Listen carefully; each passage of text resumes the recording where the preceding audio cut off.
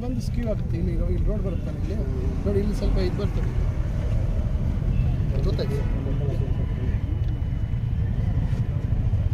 Youth ಸರ್ವಿಸಸ್ಗೆ ಅಲ್ಲಿ ಸ್ಟೇಡಿಯಂನ youth services ಕೊಟ್ಟು ಇದನ್ನು ನಮ್ಮ ತಂದೆಯವರು ಮುನ್ಸಿಪಾಲ್ಟಿಗೆ ಮಾಡ್ತಾರೆ. ನೋಡಿದ್ದೀನಿ ಇಷ್ಟು 93 ಒಂದು private bus stand, truck terminal, ಆಮೇಲೆ ರಿಪೇರ್ ಬೇ ಅಂತೇಳಿ ಅವಾಗ ಹುಡುಕೋಗೆ ಪ್ರಪೋಸಲ್ ಮೂವ್ ಮಾಡಿದ್ರು. ನನ್ನ ಹತ್ರ ಎಲ್ಲ ಇದೆ ಕಾಪೀಸ್. ದಿನ ಜಿಲ್ಲಾಧಿಕಾರಿಗಳಾಗಿರ್ತಕ್ಕಂಥ ಪ್ರಭು ಅವರು ಮತ್ತು ಎಲ್ಲ ನಮ್ಮ ಅಧಿಕಾರಿಗಳ ಜೊತೆಯಲ್ಲಿ ಚಿಂತಾಮಣಿಯ ಆಜಾದ್ ಚೌಕ್ ಕಾಮಗಾರಿ ವೀಕ್ಷಣೆ ಮತ್ತು ರೈಲ್ವೆ ನಿಲ್ದಾಣಕ್ಕೆ ಹೋಗುವಂಥ ದೊಡ್ಡಪೇಟೆ ರಸ್ತೆ ಭಾಳ ವಾಹನ ದಟ್ಟಣೆಯ ಕಾರಣದಿಂದ ಭಾಳಷ್ಟು ಸಮಸ್ಯೆ ಆಗ್ತಾಯಿದೆ. ಹಿಂದೆನೂ ಅದನ್ನು ನಾವು ಅಗಲೀಕರಣ ಮಾಡಬೇಕು ಅಂತಕ್ಕಂಥ ಆಲೋಚನೆ ಇತ್ತು, ಅದರ ಅವಕಾಶ ಆಗಿರಲಿಲ್ಲ. ಈಗ ನಗರೋತ್ಥಾನ ಯೋಜನೆಯಲ್ಲಿ ಅದಕ್ಕೆ ಅನುದಾನವನ್ನು ಹಾಕ್ಸಿದ್ದೀವಿ. ಈಗ ಅದನ್ನು ನಾವು ಮತ್ತೆ ಈಗಾಗಲೇ ಸರ್ವೆ ಮಾಡಿಸಿ ಎಲ್ಲ ಇದೆ.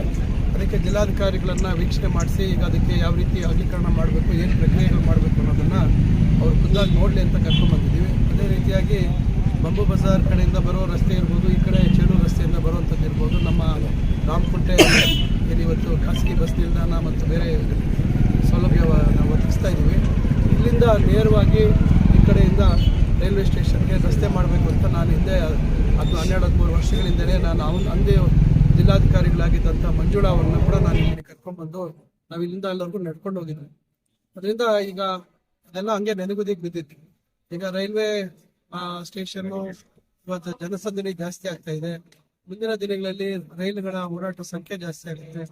ಆಮೇಲೆ ಸರಕು ರೈಲು ಸಂಚಾರ ಪ್ರಾರಂಭ ಆಗುತ್ತೆ.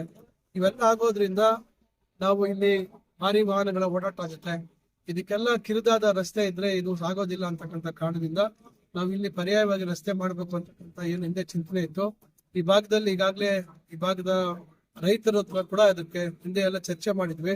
ಅವರು ಕೂಡ ಇದನ್ನ ನಮ್ಮ ಸಹಮತವನ್ನು ವ್ಯಕ್ತಪಡಿಸಿದ್ದಾರೆ. ಅದರಿಂದ ಇದಕ್ಕೊಂದು ಮುಂದುವರಿಸಬೇಕು. ಇದಕ್ಕೆ ಏನು ಯಾವ ರೀತಿ ಇದಕ್ಕೆ ಕ್ರಮ ವಹಿಸಬೇಕು ಅಂತಕ್ಕಂಥದ್ರ ಬಗ್ಗೆ ನಮ್ಮ ಜಿಲ್ಲಾಧಿಕಾರಿಗಳು ಅದನ್ನ ಮುಂದಿನ ದಿನಗಳಲ್ಲಿ ಅವರು ಸಂಬಂಧಪಟ್ಟ ಎಲ್ಲ ಅಧಿಕಾರಿಗಳ ಜೊತೆ ಚರ್ಚೆ ಮಾಡ್ತಾರೆ. ಆಮೇಲೆ ಸಾರ್ವಜನಿಕರ ಗಮನಕ್ಕೂ ತರುವಂತದ್ದಾಗುತ್ತೆ. ಒಟ್ಟಾರೆಯಾಗಿ ಇದೆಲ್ಲ ಭವಿಷ್ಯತ್ತಿನ ದೃಷ್ಟಿಯಲ್ಲಿ ನಾವು ಮುಂದೆ ಈ ಭಾಗ ಚೆನ್ನಾಗಿ ಅಭಿವೃದ್ಧಿ ಆಗ್ಬೇಕು ಅಂತಕ್ಕಂಥ ದೃಷ್ಟಿಯಲ್ಲಿ, ಯಾಕಂದ್ರೆ ಇಲ್ಲೆಲ್ಲ ರೈತರ ಜಮೀನು ಇದೆ, ಯಾವುದೇ ರಸ್ತೆ ಸಂಪರ್ಕ ಇಲ್ಲ. ಈಗೇನಾದ್ರೂ ಈ ತರ ರಸ್ತೆ ಒಂದಾದಾಗ ಆ ಭೂಮಿಗೂ ಇವತ್ತು ಒಳ್ಳೆ ಬೆಲೆ ಸಿಗುವಂತದ್ದಾಗುತ್ತೆ.